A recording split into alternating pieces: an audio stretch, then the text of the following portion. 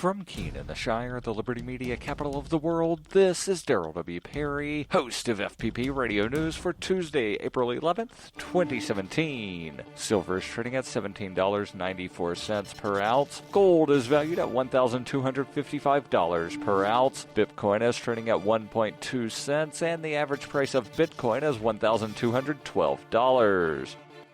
Antiwar.com reports White House Press Secretary Sean Spicer's tendency to improvise when asked questions about U.S. policy has sparked a new round of speculation about exactly where the Trump administration stands on launching further attacks against Syria after he declared barrel bombs to be a red line. Asked about red lines, Spicer insisted if you put a barrel bomb into innocent people, you will see a response from this president. He went on to brag about Trump's decisiveness in having attacked Syria last week and insisted that there were many red lines, but that Trump didn't want to make all of them public knowledge. Launching attacks over gas attacks, even accused ones without an investigation, appears to be roughly in line with past stated policy. Barrel bombs, however, are conventional munitions, and threatening to attack Syria over conventional attacks during a civil war would be something else entirely. Unsurprisingly, the White House appeared to back away from Spicer's declaration a few hours later, issuing a statement insisting U.S. policy towards Syria had not changed at all, and that Trump retains the option of attacking Syria whenever he feels like it in the national interest. This statement mentioned chemical weapons but did not mention barrel bombs, saying Trump doesn't want to telegraph what justifications he would use for future attacks.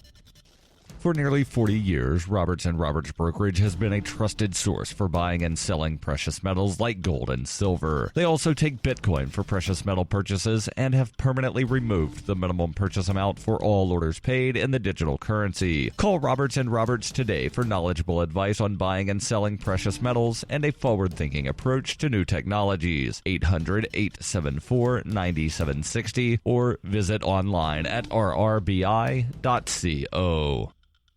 UPI reports after mounting pressure, Alabama Governor Robert Bentley resigned late Monday afternoon amid impeachment hearings and possible prosecution linked to a sexual affair with a senior political advisor. Bentley announced his decision to leave office as part of a plea deal to resign, plead guilty to 2 misdemeanors, and vowed never to hold public office again. The agreement also requires Bentley to pay the state nearly $9,000 in misused funds, serve a year of probation, perform 100 hours of community service as a physician, and forfeit more than $36,000 in campaign funding. In exchange for the pleas, state prosecutors will not pursue felony charges against Bentley, who was replaced in office by Lieutenant Governor Kay Ivey. Bentley pled guilty to 2 campaign violations, converting campaign contributions for personal gain and failing to report campaign contributions, and was booked briefly into jail around 4 p.m. before being released on $600 bond. Last week, the Alabama Ethics Commission found reason to believe Bentley committed 4 crimes, all felonies, stemming from the scandal. Earlier Monday, Montgomery County District Attorney Darrell Bailey sent a letter to Ellen Brooks, the special prosecutor appointed by Attorney General Steve Marshall to investigate Bentley, referring the Ethics Commission finding to the AG's office. The governor's announcement came amid growing calls for him to step down, as well as impeachment proceedings. State lawmakers began to hear evidence Monday morning that could have led to his forced removal from office. House Speaker Mac McCutcheon and Senate President Pro Tem Del Marsh have repeatedly demanded their fellow Republican resign. On Sunday, the State Republican Party Executive Committee also asked Bentley to leave office. Jack Sharman, special counsel to the Judiciary Committee in the Alabama House of Representatives, told lawmakers in Montgomery at the hearing Monday morning, impeachment is the people's check against political excess. In a 131-page report released Friday, Sharman said Bentley had encouraged an atmosphere of intimidation and demanded that state officials help him cover up an inappropriate relationship. In October, the Judiciary Committee demanded Bentley and several of his senior officials testify under oath for their impeachment investigation.